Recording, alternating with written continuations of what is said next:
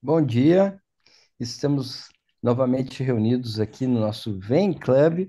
Mais uma semana de estudos, uma semana de trabalho, começando cedinho, segunda-feira, 7 da manhã. Lá o Álvaro são 6 da manhã, né, Álvaro? Bom dia, estamos Exatamente. reunidos aqui no nosso Vem Club. Deixa eu tirar aqui. Bom, e a Nara também. Nara, tá calor aí, Nara? Tá calor aqui. Quanto que tá? Tá com seus 30 graus essa hora, né? 29. Aqui tá frio pra dedéu. Deixa eu ver aqui quanto é que tá aqui para dizer para vocês. Tá quentinho. Aqui tá 8 graus. Eita. Tá um friozão. Hum. Mas é o Brasil, né? E aí Brasil. mais quente ainda, Álvaro. É, Em Rondônia, deu uma esfriadinha faz uns dias aqui, foi para 28. esfriou muito, então. Para quem não sabe, o Álvaro está em Ji-Paraná, a Nara está em Natal e eu tô aqui em Campo Bom, Rio Grande do Sul, lá do próximo a Porto Alegre. A minha Hum. casa é em Campo Bom e nossa clínica é em Novo Hamburgo. Então, pessoal, hoje nós vamos ter uma semana diferente, um artigo, uma novidade mesmo, uma coisa diferente, porque os japoneses têm seus guidelines também, lógico, e a Nara encontrou um artigo muito interessante sobre, é um adendo, uma extensão, né, Nara? É um suplemento que eles fizeram pro Suplemento, é. guideline deles. Lembrava dessa palavra. É um suplemento dos guidelines, já considerando a ablação, a termoablação de tributárias. É uma coisa que nos interessa muito, porque a gente está vendo agora que esse movimento começou lá com o Dr. Prufer, depois tivemos aqui o Verdade. Amatuzzi, a Nara com a técnica da Teta, e agora a gente está vendo vários locais no mundo todo as pessoas falando de leis tributárias e considerando isso. Os japoneses já faziam já há algum tempo, já tinham umas publicações antigas, mas a Nara vai falar isso para nós melhor depois. Como sempre, quero iniciar a semana agradecendo a Deus por mais uma semana, por nós estarmos vivos, por nós estarmos com saúde. Hoje o Vem Club está muito tá resumido, porque as pessoas tiveram alguns contratempos, mas são coisas transitórias. É, inclusive pescaria no Mato Grosso, né? O professor Marcondes depois vai nos mostrar um peixe aqui, se Deus quiser. E pedimos então pelo Marcondes também, pela Fernanda, pela Daiane, que estão ausentes. Pedimos por todas as pessoas que precisam da tua bênção essa semana. Pedimos que nos ajude a fazer escolhas certas e não escolhas erradas. A gente sabe que o bem e o mal, o bem é muito claro, muito preciso, muito exato e é muito fácil entender, basta ler a Bíblia, que a gente vai entender o que está escrito ali, independente de qualquer religião, independente de qualquer crença, é um livro que deveria ser lido por todo mundo. Ali as coisas são claras, precisas e muito claras. E o mal é impreciso, o mal é insidioso, o mal é relativo, é o pode ser, mas pode não ser também. E fica difícil, às vezes, a gente lidar porque a gente não sabe até que ponto a gente está lidando com o bem ou com o mal. Então, a confusão, a imprecisão, justamente são sintomas de que as coisas estão um pouco sem controle. Então, eu te peço nesse momento para Deus que Ele seja o nosso norte, nossa bússola, nosso controle durante essa semana e durante a nossa vida. Que a gente possa, então, ter precisão, ter direção, ter exatidão nas coisas que a gente faz, baseado no que seja a vontade dele, porque para lá nós vamos a qualquer momento, qualquer momento. É chato falar isso, mas é uma verdade a mais verdadeira de todas. Então que a gente esteja preparado, né? Amém. Amém. Muito bem. Amém.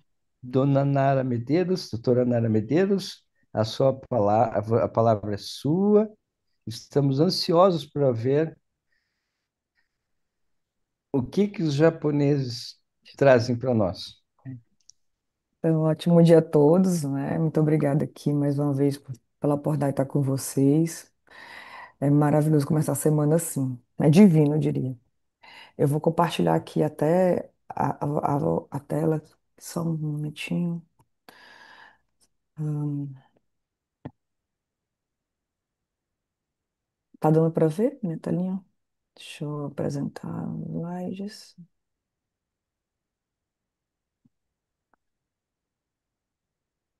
É, tá, dá para ver? Álvaro, Albernaz, eu não estou vendo cem por ele. cento Acho que ele caiu a internet dele. Não sei. É, travou. Travou, não foi? Tá. Mas tá, dá para ver. Vamos lá, vamos aqui começar, enquanto o Albernaz retorna. E eu vou falar hoje sobre, na verdade, é um suplemento dos guidelines japoneses para termoablação. Os guidelines no Japão, eles foram, para a realização de termoablação de vias safenas, eles foram realizados em 2019, mas de 2020 para cá, os japoneses começaram a fazer muita termoablação de veias Sara, tributárias. E Sara, ah, faz a um chimarrão Bernaz para voltou. mim. A Bernaz voltou. Tá aqui a cuia. A Bernaz, você está com o áudio ligado. Voltou. É, tinha caído a sua internet. Vamos lá. É aqui, acho que é a minha que está. É, Bem-vindo de volta. bem-vindos de volta. Então, esse artigo ele foi publicado agora, né? Agora em junho, essa semana passada. É um artigo que ele traz uma padronização para o tratamento de vias tributárias e é incluído nos novos guidelines japoneses. E deixa eu só passar aqui. Então, como eu estava dizendo, eles descreveram um protocolo para tratamento dessas veias tributárias e colocaram na diretriz da Sociedade Japonesa de Flebologia. É, os autores eles trazem o seguinte, que o tratamento de tributárias ela já se demonstrou melhorar a qualidade de vida e reduzir a taxa de necessidade de tratamentos adicionais quando você faz de forma concomitante ao tratamento da veia safena. E isso já é uma indicação de várias diretrizes clínicas, como a própria guideline europeu. A fleboextração e a escleroterapia, ela na verdade, é o que é geralmente utilizado, é geralmente o que se realiza mais e é indicado, inclusive pelos guidelines europeus, é a flebectomia e a escleroterapia. Porém, existe complicações inerentes a esses procedimentos, como lesão nervosa, como infecção, linforreia, e no caso da escleroterapia, a pigmentação. A ablação das veias tributárias, então, seria uma alternativa para reduzir tais complicações. E desde 2011, o tratamento de veia safena ele já é aprovado pelo Seguro Nacional de Saúde japonês. Em 2019, eles descreveram os seus guidelines. E nesse caso, o alvo foi unicamente a veia safena. Mas o tratamento das vias tributárias, eles vêm sendo usado de forma ampla no Japão. Principalmente depois de uma publicação japonesa de 2020, em que um serviço japonês operou mil casos e tiveram bons resultados, e inclusive modificando até a conduta do hospital. E o hospital ele parou de fazer a flebectomia porque o governo, porque o governo achou que, na verdade, porque o diretor do hospital achou que era mais viável economicamente. E em 2025, então, é, o Japão traz suas diretrizes, né? A Sociedade Japonesa de Flebologia, ela traz uma diretriz agora, como eu disse, bem recente, publicada agora na semana passada, para o tratamento de veias tributárias. E o objetivo desse artigo é justamente mostrar as evidências da ablação a leis tributárias e apresentar o consenso atual, e espera-se que essa diretriz ela contribua para a aplicação adequada da ablação a laser de tributárias varicosas e melhore a qualidade de tratamento das varizes dos membros inferiores. Quando a gente fala de indicação para ablação de veias tributárias, os autores eles são categóricos em dizer que as tributárias que têm indicação para fazer o tratamento com endolaser são as que têm doença de safena, né? Então é quando tem a doença do tronco safênico e a doença da veia tributária. E nessa diretriz, as tributárias varicosas elas são definidas como veias que estão nos que são veias que têm uma insuficiência valvar resultante de uma insuficiência de veia safena e que elas estão no subcutâneo e se unem à veia safena. Inclusive, eles incluem a veia safena anterior e a safena acessória posterior, mas excluem as veias perfurantes. Não há critérios claros assim para qual diâmetro seria o diâmetro mínimo ou máximo para se tratar. Na verdade, eles incluem todos os tipos de diâmetro. Se a veia é menor e ela for puncionável, é feita a ablação. E se a veia for muito grande, o que os autores trazem é que, na verdade, vai acontecer enduramento, mas se isso for conversado com o paciente, pode ser realizado tranquilamente. E essa tabelinha é justamente resumindo a indicação, né, do tratamento de veias tributárias. Então, as veias tributárias que requerem tratamento concomitante com veia safena, como eu falei, e são incluídas todas essas veias que estão no subcutâneo. E quais seriam as contraindicações? Bem, como contraindicação absoluta, eles dizem que não há uma contraindicação absoluta específica.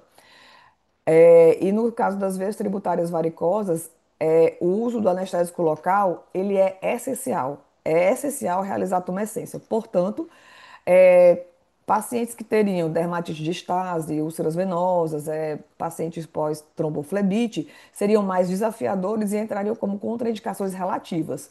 Aí eu trouxe aqui um caso meu de um paciente que tinha úlcera tanto lateral como medial, uma dermatite ocre extensa, uma pele bem endurecida, uma úlcera que ele tinha já há 10 anos, e eu tratei com, só que no caso aqui foi com a técnica Theta, que é diferente da técnica que os japoneses utilizam, porque eu vou mostrar aqui para vocês, ela é totalmente endoluminal, e no caso aqui a gente acaba tanto a ablação endoluminal como extraluminal, mas para mostrar que é factível sim você fazer o tratamento de tributárias em pacientes com CEAPs mais avançados. E aqui esse paciente, ele cicatrizou a úlcera em 10 dias, né? Tanto a lateral como a medial. Com relação ao procedimento, a técnica descrita, ela pode ser modificada, né? De acordo com a experiência do operador. Então, eles estão aqui norteando uma forma de se operar e, não, e como é um guideline, não é algo que tem que ser seguido exatamente à risca, pode ser modificado. O que é utilizado é o laser 1470, uma sonda linear de 7,5 a 12 Hz, um catéter de 16, um gel com 16, e a fibra ótica que eles utilizam é a fibra Slim, tá? É a fibra de 400. Aqui é uma figurazinha para mostrar que é uma fibra Slim, tá? E uma manobra que eu vou mostrar mais na frente também, que eles utilizam para fazer punção, que é essa de você dobrar um pouquinho o gel com 16. Então, utilizar dispositivos de laser e fibra óticas aprovados para o tratamento de tributárias varicosas sob cobertura do Seguro Nacional é importante, né? Então, eles só utilizam material que é autorizado pelo Seguro Nacional japonês. Antes do procedimento, eles recomendam fazer a marcação pré-operatória com o paciente em pé, né? Utilizando tanto o exame físico como também os achados de ultrassom. E a marcação ela vai variar de acordo com a doença, né, da safena, e ela deve ser feita por quem vai fazer a cirurgia, né? Então, o que a gente realiza no nosso dia a dia, nada diferente. Então, eles fazem essa marcação aqui e o procedimento ele consiste numa punção guiada por ultrassom, na inserção da fibra, na anestesia tumescente e depois na termoablação. É muito parecido com a técnica que eu realizo, né, com a técnica Teta, só que até a forma de marcar, né, eles marcam assim, ó, de forma meio que perivenosa. Porém, o tratamento aqui é feito totalmente endoluminal. A punção das tributárias varicosas, ela pode ser realizada, segundo os autores, segundo esses autores japoneses, tanto antes de realizar a veia safena, como depois de realizar o tratamento da safena. Então, antes de fazer a ablação, é o método mais realizado, porque vai ser mais fácil funcionar, porque vai evitar aquele espasmo que acontece depois que você faz a tumescência da veia safena. Porém, a presença de muitos catéteres, porque como é feito a punção uma a uma, acaba tornando assim um pouco mais complexo, como eles dizem, o campo cirúrgico. Portanto, eles também sugerem a punção pós-ablação, que simplifica a manipulação da sonda, né, do ultrassom, porque você não vai ter tanto gel assim no campo, e permite uma ablação mais rápida das veias tributárias, mas ela pode ser desafiadora por conta do espasmo venoso que acontece devido à termoablação e à tumescência da veia safena. Então, eu realizo a técnica dessa forma, eu faço as minhas tributárias depois que eu faço o tratamento da veia safena e eu deixo tudo previamente marcado, né? E acaba que não é tão desafiador a punção pós a ablação, no caso da técnica Teta, por conta da forma que a gente opera e por conta da marcação. E realmente eu concordo com eles, acaba sendo mais rápido o procedimento. Então, cada método vai ter seu pró e o seu contra. E a preferência vai ser do operador. Eles não aqui não são categóricos de dizer que um método é melhor do que o outro, não, de punção. Agora, a anestesia tumescente, ela sim é obrigatória para evitar principalmente a queimadura cutânea.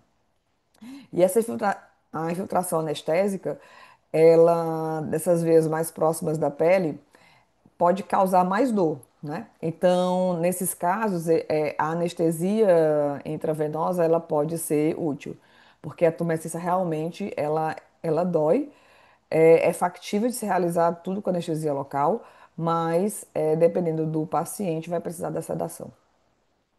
Então, eu vou dividir aqui os detalhes de procedimento que eles trazem em três tópicos. Primeiro, vamos falar da punção guiada por ultrassom, uma abordagem no eixo e fora do eixo, a ablação a laser e o manejo pós-operatório. Com relação à punção, na ablação a laser, os autores recomendam que se a veia, na ablação a laser, os autores trazem que se a veia for perfurada, a ablação extravascular aumenta o risco de queimaduras cutâneas e de danos venosos. Aí aqui eu vou fazer um adendo, porque, na verdade, a tumescência, ela protege sim os tecidos que estão ao redor. Então, a ablação fora da veia, ela é factível, mas em vários momentos os autores aqui eles vão insistir que o tratamento deve ser feito só endovascular. Porém, já realizo essa técnica há 15 anos e agora eu já estou publicando também é, a minha tese de mestrado. E para antecipar só um pouco os resultados, não houve nenhuma lesão, tanto neurológica como nem linfática, nos pacientes que eu operei, do meu estudo. E aqui só para mostrar que sim, é factível a gente realizar a transfixação da veia e a ablação dela, como a gente faz na técnica Teta, com a ablação endo e extraluminal. Mas voltando, eles realizam a punção dessas tributárias tortuosas, tanto com a abordagem no plano, que é aqui nessa figura A, que é aquela abordagem que a veia fica no transversal, como fora do plano, que é a abordagem longitudinal. E a direção da punção, se ela vai ser para um lado, se para o outro, se ela vai ser pela esquerda, pela direita, os autores dizem que não modifica o resultado. Então, e realmente é o que eu vejo na minha prática do dia a dia. Você tem que pulsionar o que está mais fácil para você pulsionar naquele momento, para que isso otimize tempo cirúrgico. Se necessário, ele até fala que o operador ele pode se mover para o lado esquerdo do paciente para realizar a punção. Então, se necessário, os autores falam que você pode até mudar de lado do paciente para você fazer as punções dessas tributárias. Então, a abordagem de eixo curto, né, que os autores chamam de eixo curto, que é aquela abordagem no plano, é essa abordagem aqui, em que a veia ela fica no transversal e aqui eles fazem um passo a passo para ajudar na punção. Então, deve-se curvar ligeiramente o catéter intravenoso em forma de arco para melhorar a manobra, né, do catéter. Aquela figura que eu mostrei lá no início, o catéter ele tá encurvadozinho. Deve-se visualizar a veia em alvo, né, que é essa imagem aqui é a imagem do alvo. E depois pulsiona-se, isso aqui é bem importante, a 2 centímetros a sonda, tá? Para que o cateter ele avance e alcance essa imagem-alvo. Então, não é para pulsionar exatamente na sonda, é para ter uma margem aqui de 2 centímetros e aí você poder, com a agulha, estar atingindo essa veia-alvo. E no caso da punção essa aqui já é a punção fora do plano. Com o probe no sentido longitudinal, né? Você deve visualizar a imagem de ultrassom no eixo longo, né? Você vê aqui, ó, você não está vendo mais aquela imagenzinha redondinha, as veias tributárias elas estão já mais um pouquinho alongadas. Funciona-se, é, dobra-se o gelco também, funciona-se, e aí vai se movendo a sonda, né? Vai se movendo aqui, ó. A sonda ele está movendo aqui, ele vai mostrando aqui com as setinhas e quanto você vai colocando a agulha. Em seguida, você vai movendo esse probe para poder alongar a imagem e você poder ver a agulha aqui no longitudinal. Nara, Oi? essas imagens são do artigo ou Do tuas? artigo, são todas do artigo. Eu estou fazendo teta aí.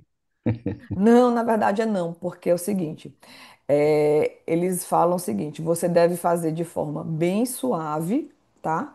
Para que não haja a perfuração e nem Ah, a transfixação. Eles são categóricos e falam o tempo todo quando descrevem a técnica para se evitar a punção fora da veia, e eu vou mostrar mais na frente. Então, aqui o que é que eles fizeram, na verdade?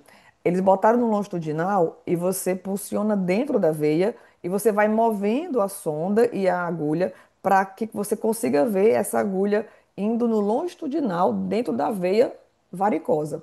Mais na frente eu vou mostrar um esquemazinho que eles desenharam de como mais ou menos ficaria esse movimento da agulha dentro da veia com a imagem do longitudinal. Então, eles utilizam tanto a imagem do transversal, que é o que se está habituado para fazer a ablação endoluminal, né, que a gente está habituado a ver, mas também utilizam a imagem do Com a longitudinal, veia, com com a, o catéter curvo, eles fazem eles fazem a curvazinha no gelco, né, para poder ela ficar dentro da veia. Esse Então, jogo deles é mais longo? não é um Jaco 16, normal. Jaco 16 e o Fibrislim. Então, o tempo todo eles ficam dentro da veia. Só que o que é que acontece? Acaba que esse tipo você usa muitos gelcos, como você viu lá na figura anterior, e além de usar muitos gelcos, torna o procedimento um pouco mais demorado, né? E essa preocupação de fazer a ablação extraluminal, que vem lá da Ásia, né? Eles têm muito essa preocupação, tem muitos trabalhos com isso, ela não, na verdade, é um cuidado que eles têm que não é necessário, porque a gente já vem mostrando que você pode sim fazer a ablação fora e que isso não causa essas lesões de nervo, de linfático, de pele, por conta justamente da tumescência. Inclusive, aqui mesmo no Vem Club, a gente tem uma aula do Dr. Marcelo Grill, que ele explica por que, que a tumescência ao redor das estruturas, ela protege essas estruturas. Isso é física. É uma aula bem interessante que tem dele. Se eu não me engano, foi ano passado. Vou ver se eu te acho. Então, né, é muito boa essa aula do grill, que ele fala de como a luz age com a água e ela protege as estruturas ao redor. Após confirmar a anestesia, né, que a anestesia ela foi suficiente, então você vai fazer a ablação. A- Agora eu já vou falar do ponto 2, que é a ablação a laser, tá? A potência que eles fixaram é a potência de 5 watts. E o lead é um lead de 25 a 30. Então é um lead que você vê, é um lead mais baixo do que várias publicações, que, inclusive a do Dr. Profé, que recomendam fazer leads bem altos para tratar tributárias. E é uma coisa que eu concordo com eles. Eles falam no trabalho que, por conta das paredes mais finas das veias tributárias, elas não precisam de um lead muito alto, né? E a fibra ótica ela vai ser retraída 1 centímetro a cada 5 a 6 segundos. Para evitar danos à fibra, eles recomendam evitar a compressão, né, com o ultrassom na hora que você está fazendo a ablação, porque isso pode quebrá-la.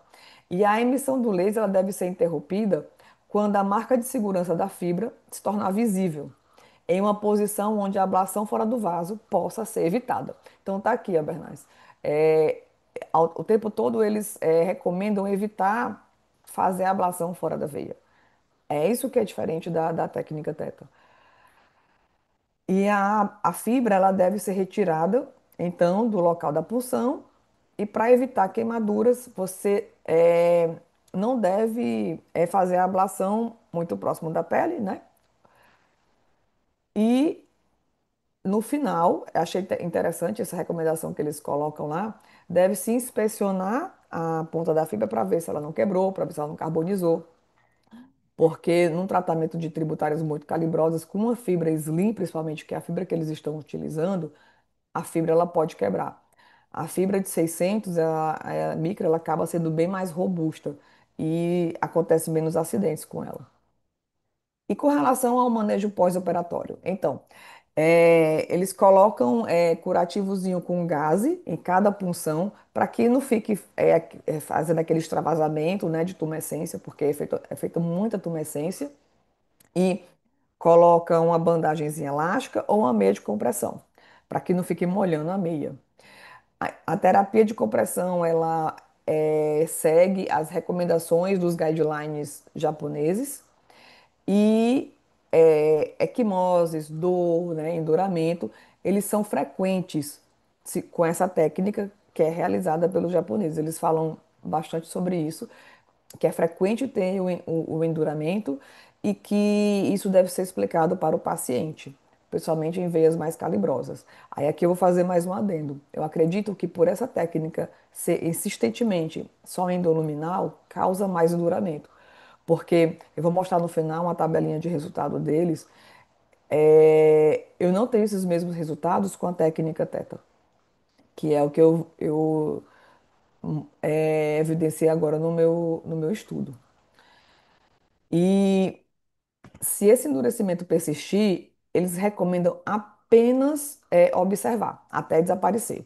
Geralmente desaparece com 6 meses, segundo os autores, e deve-se considerar sempre um tratamento adicional para tanto recorrência como para varizes residuais. Então, num artigo prévio que eu até já apresentei aqui no Ven Club, japonês também, que eu falei que eles até operam aquelas 1.000 casos, lá eles descrevem que eles fazem ablação total a laser. Porém, eles fazem na visita ambulatorial a ablação das veias residuais com anestesia local. E no trabalho eles tiveram uma oclusão total dos, assim, tratamento, dos pacientes em um ano, mas eles fizeram em alguns pacientes mais de uma vez o endolaser. Então, assim, a técnica total de endolaser, ela não vai conseguir em um único procedimento tratar 100% das veias. Isso deve ser explicado para o paciente. A não ser que você associe com alguma outra técnica, como geralmente eu faço, eu associo mais à espuma, mas tem que associar a uma pequena flebectomia, a não ser que você deixe para depois fazer essas varizes residuais, porque vai ficar. E aí eles trazem dicas, né? A primeira dica seria do local da punção.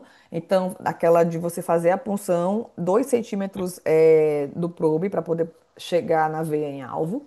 Isso ocorre porque, devido à estrutura da fibra radial, puncionar a variz alvo diretamente não vai ablar a variz próxima ao local da punção, tá? E uma segunda dica são os parâmetros, porque as paredes das veias tributárias elas são mais finas do que a veia safena. Portanto, um parâmetro da ablação da veia tributária varicosa com a potência de 5 watts e um lead de 25 a 30 é suficiente e é o que é são leads realmente menores do que são utilizados para as veias safenas dos próprios guidelines japoneses. E a terceira dica é a colocação da fibra ótica. Então, eles fazem esse esquema, esse desenhozinho aqui, olha, Albernaz, para responder aquela sua pergunta lá inicial. Então, é para mostrar o cateter ele fica o tempo todo dentro da veia, não é? E para evitar queimadura cutânea, danos nervosos, é crucial, segundo os autores, inserir dentro da veia tributária. E essas tributárias varicosas que têm uma curvatura significativa, recomenda-se então endireitar a variz usando a ponta do catéter para evitar mais punções, tá? E também evitar a perfuração.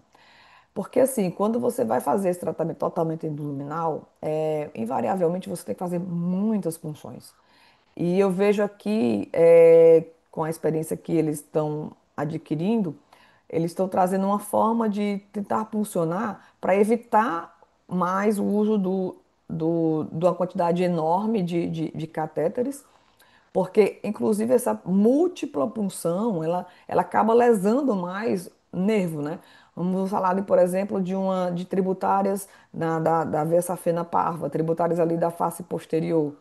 Se você fizer múltiplas punções ali naquele território do nervo sural, invariavelmente você vai ter lesão de nervo sural. E há descrição na literatura de lesão de nervo sural com lesão motora, com o pé caído. Então, na verdade, eu acredito que as lesões neurológicas, elas vêm muito mais das múltiplas punções do que da ablação fora do vaso. Porque, mais uma vez, como eu realizo há muito tempo, eu nunca tive lesão neurológica. E acredito que o responsável por isso é a tumescência. Com relação aos efeitos adversos, quimose, enduramento, prurido, dor, edema e pigmentação são os mais frequentes. Geralmente, segundo os autores, eles se resolvem com um mês, mas o enduramento e a pigmentação pode demorar um pouco mais. E as queimaduras, elas são o mais sério, né? A incidência desses autores é de 2,6, tá? Mas a literatura chega de 0 a 12%. Para prevenir queimaduras, é essencial manter uma distância de menos de 5 milímetros da pele. Então, essa informação ela é muito importante, realmente é importantíssimo a tumescência e que essa tumescência afaste a tributária da pele pelo menos 5 milímetros. Aí aqui vai uma dica, né, uma dica da técnica Teta, que é a casca de laranja. Então, quando a gente faz aquele pó d'orange, é, geralmente, isso é um aspecto clínico que nos mostra que a veia ela está abaixo, tá a 0,5 ou mais, às vezes está 1 centímetro, dependendo da quantidade de líquido que você colocou, se a pele ela é mais elástica ou não, você vai ter de 0,5 a mais. Então, a casca de laranja, ela é um aspecto de segurança que lhe dá clínico para você fazer a ablação sem necessitar estar o tempo todo com ultrassom. Basta você fazer, encontrar esse aspecto e colocar o probe. Você vai ver que a veia tá mais profunda do que 0,5. E para evitar essa ablação próxima ao local da punção e não realizar mais uma vez a ablação extravascular, né? Eles falam isso o tempo todo no artigo. E com relação à lesão nervosa, a incidência ela é de 2,5 dos autores, chegando de 0 a 9% na literatura, com a maioria dos casos se resolvendo dentro de 1 a 3 meses, mas em alguns casos pode persistir por mais tempo. E para evitar a lesão nervosa, é fazer infiltração. Então, a tumescência vai proteger os tecidos ao redor, né? Eles mesmos trazem na sua descrição. Aqui é uma tabelinha mostrando resultado é, é, desses autores que publicaram o artigo. E aqui você vê que as complicações mais frequentes é hematoma, enduramento e coceira. Mas tem todas essas outras aqui, inclusive trombose venosa, como eu vou falar mais na frente. Com relação aos danos à fibra, né? Até o momento, eles não tiveram nenhum caso de dano de fibra, tá? Mas eles podem ser causados por pressão excessiva dos dedos na sonda, uma inserção em veias que eram muito tortuosas, uma aderência devido ao sangue que coagulou e também a própria punção, né? A própria agulha, ela pode quebrar a ponta da veia ou a ponta da fibra, porque ela é um cristal, né? Então tem que ter esse cuidado. Para prevenir danos, eles recomendam que é essencial inspecionar a ponta da fibra, sempre antes de fazer, de colocá-la no catéter. Limpar frequentemente a ponta da fibra, né? Porque ela vai carbonizando. E evitar leads muito altos. E manusear a fibra gentilmente durante a inserção.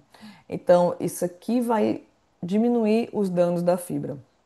Então, acredito que eles escolheram uma potência mais baixa para utilizar de potência de padrão, né, que é essa potência de 5 watts para a fibra de 400, com um lead mais baixo, na verdade, que é uma potência até alta para uma fibra de 400, mas com um lead mais baixo, porque isso vai tornar o uso da fibra mais prolongado e vai conseguir fazer o tratamento de varizes muito calibrosas.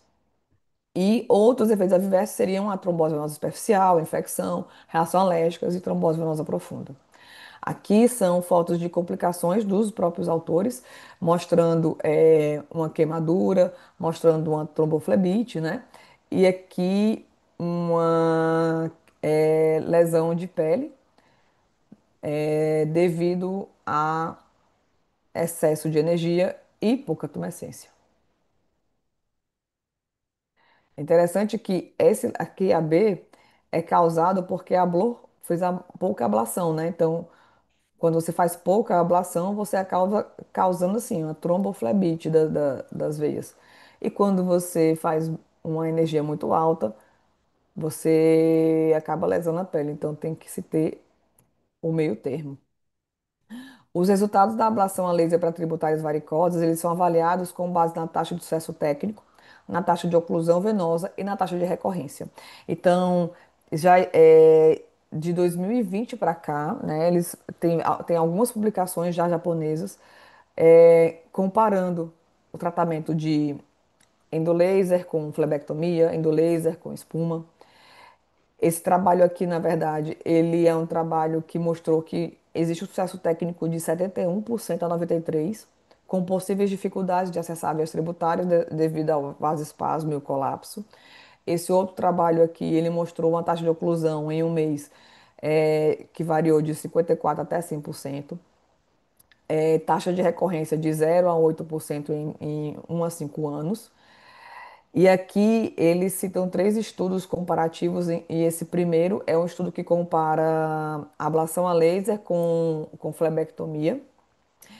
E o que ele mostrou foi o seguinte, que o tempo de internação, o tempo de retorno ao trabalho, a dor e a taxa de recorrência em 5 anos foi de 5,4% comparado a 20%.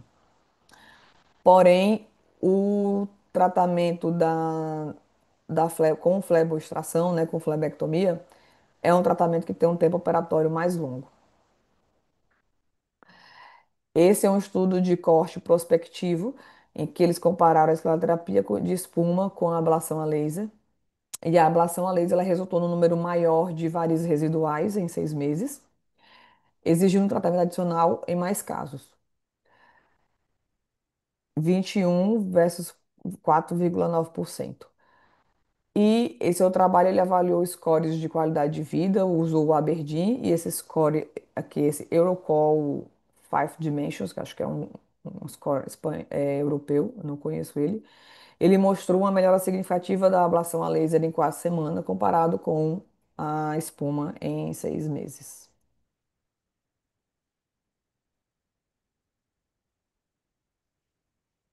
Então, para concluir, os autores trazem que a ablação a laser para tributárias é um procedimento minimamente invasivo, particularmente adequado para casos onde a excisão venosa ela é mais desafiadora, como pacientes que estão usando anticoagulante, antiplaquetário, ou que têm uma dermatite estase bem grave.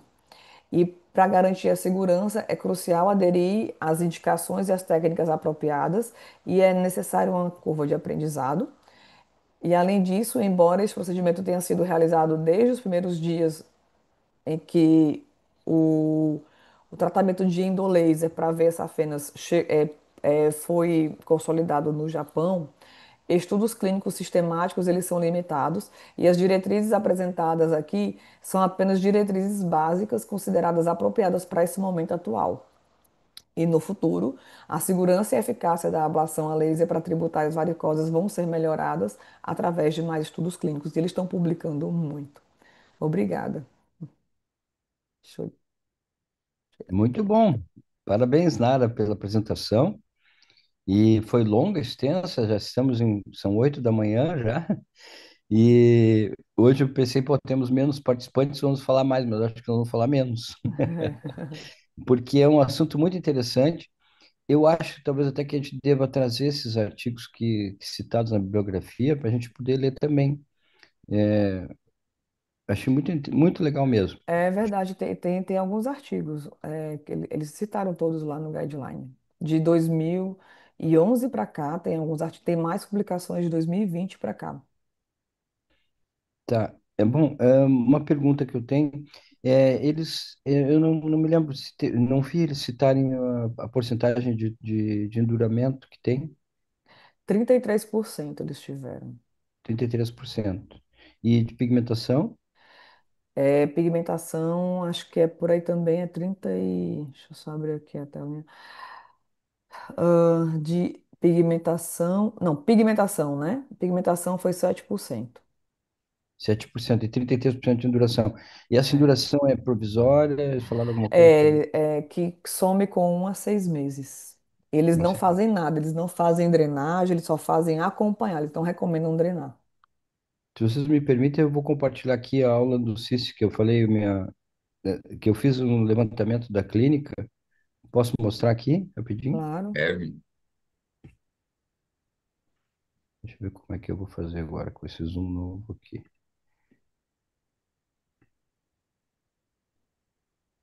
É interessante porque eles têm publicação de tratamento tributárias desde 2011, né?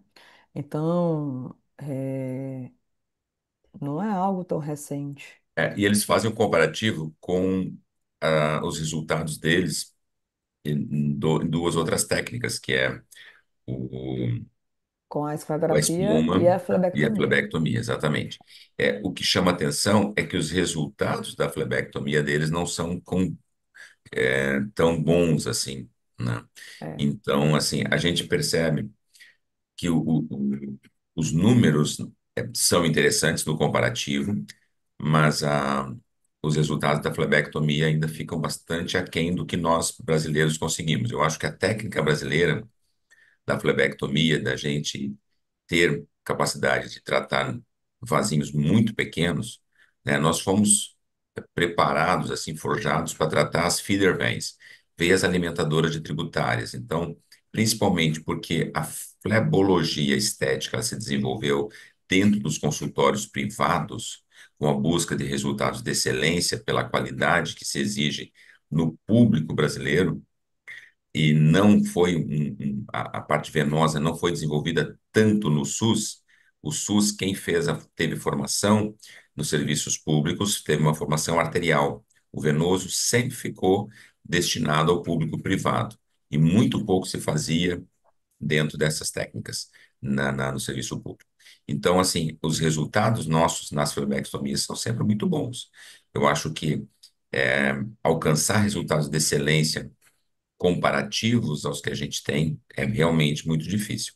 É questionável realmente, Nara, assim, certos resultados, essa quantidade importante de enduração, essa quantidade importante de pigmentação, né? E uma coisa que me chama a atenção é que já é proposto ao paciente dois procedimentos, porque eles não fazem um processo híbrido. né? Eu tenho trabalhado muito com técnicas híbridas, Sim, com em que a certeza. gente faz o endolaser mais flebectomia quando percebe uma alteração difícil de fazer em tributárias ou também associado à espuma quando a gente quer uma técnica minimamente invasiva. Então, no público brasileiro, você trazer um afastamento do trabalho duas vezes, submeter o paciente a entrar num hospital duas vezes ou na clínica duas vezes. Então, são dois Mas aí, Álvaro, é procedimentos, só o seguinte, só um né? adendo. Sim. É o contrário. Eles, na verdade, eles realizam, eles não afastam o trabalho, é totalmente ambulatorial o tratamento. Por isso que eles modificaram a técnica, passaram a utilizar somente a ablação para tratar tributárias, porque causa menos custo para o hospital e também para o governo japonês. Então eles entenderam que, na verdade, o retorno ele é precoce às atividades, entendeu? Eles fazem com anestesia local. Uhum. Então, é mais sobre isso do que sobre as complicações em si. Não é por conta de complicação, não. Eles introduziram, o governo japonês ele introduziu o tratamento de tributárias como um tratamento de escolha, porque tem hospitais lá, como o serviço desse japonês aí, que não se realiza flebectomia por conta de custo e do retorno do paciente precoce ao trabalho. Então, para eles, refazer uma ablação ainda fica causa menos custo do que fazer uma flebectomia e afastar o trabalhador, entendeu? Não, eu entendi perfeitamente. É o que eu estou comparando com o público brasileiro. O público brasileiro, você, por mais que se fale que não é para afastar do trabalho, ele quer um afastamento do trabalho, É, entendeu? Então, assim, é diferente, é cultural. Talvez o japonês queira voltar ao trabalho mais cedo. é, Eles valorizam isso de uma maneira diferente. Os brasileiros, eles querem um atestado, né? Mas depende do público. Tu está falando geralmente em SUS, né? é, Na clínica privada, os pacientes não querem parar de trabalhar de jeito nenhum. até porque Pelo dependem, menos né, aqui no do que Sul. trabalha, né? Quando ele é contratado por serviço público, quando ele é funcionário, quando ele tem direito a atestado, né? Estou falando desse público assim, mas os Ah, brasileiros mas querem. As mulheres pedem para o marido fazer a comida por 3 meses aí. Mas eu concordo com você, são altas taxas de induração que eles têm, deixa eu precisam melhorar. mostrar aqui a tela para vocês, tá? Isso aqui eu apresentei no Vem Club e tinha apresentado no CIS em 2022. Eu fiz um levantamento da nossa clínica aqui. A gente teve dor acima de 7 dias de 16%, pigmentação 8% e a taxa de induração foi de 4% no estudo piloto. Agora está na hora da gente fazer esse estudo mais completo. Eu fiz aqui a comparação com flebectomias da literatura e achamos diferença estatística na pigmentação Uhum, para menos, sim, é. na dor e na enduração para mais, tá? A Uhum. enduração a gente sabe que isso é o calcanhar de Aquiles, né, da gente, da técnica, mas ela é transitória e o que mais a gente passa trabalho às vezes com os pacientes é lembrar eles, olha, foi combinado que ia ficar esse cordãozinho por um tempo e, e aí eles entendem, ah, tá bem, vai sair, vai. E ela vai acontecer em tributárias mais calibrosas, não é? Então, assim, Sim, mais calibrado. e se for da opção do cirurgião, pode fazer uma pequena flebectomia naquele local ali, combinar com o paciente, porque uma única flebectomia não vai aumentar a invasividade do procedimento, né? Eu É, sou a favor também, assim, de fazer as técnicas híbridas, de você não estar fazendo totalmente uma técnica, porque eu totalmente espuma, totalmente laser, totalmente flebectomia, não vai dar o resultado ideal. Eu acho que aqui o que a gente deve pegar é trazer esses dados japoneses que são dados muito robustos, dados muito bons. Eles descrevem muito bem, né, a forma de operar. Achei assim muito bonito o trabalho, inclusive assim, é bem gostoso de você ler, porque eles descrevem, botam fotos, botam os parâmetros bem de forma de como eles utilizam realmente, né? Eles entregam tudo e estão nessa. Só que eles estão na busca de fazer apenas um tipo de procedimento. Acho que, Álvaro, mais uma vez, acho que é por conta disso. Essa questão do retorno ao trabalho, enfim. O governo, porque aqui está envolvido o Seguro Nacional de Saúde japonês, né? Eles não é só a Sociedade de Flebologia Japonesa, são grandes órgãos que estão começando a indicar esse procedimento no Japão. Realmente, eu acho que é assim, uma mudança de paradigma total de uma sociedade, né? Legal. Demais. Eu acho que a gente poderia tentar trazer o japonês, o autor, para apresentar aqui no Assim, Heitor. tem um autor que fez vários trabalhos, que é o To, e o responsável por esse guideline aqui, na verdade, é um outro, é o Hirokawa. Mas o Uto, ele é o segundo autor desse guideline, Daqui a sabe? pouco trazer o autor, né? É, e eu acho que eles acho que são os que encabeçam mais o.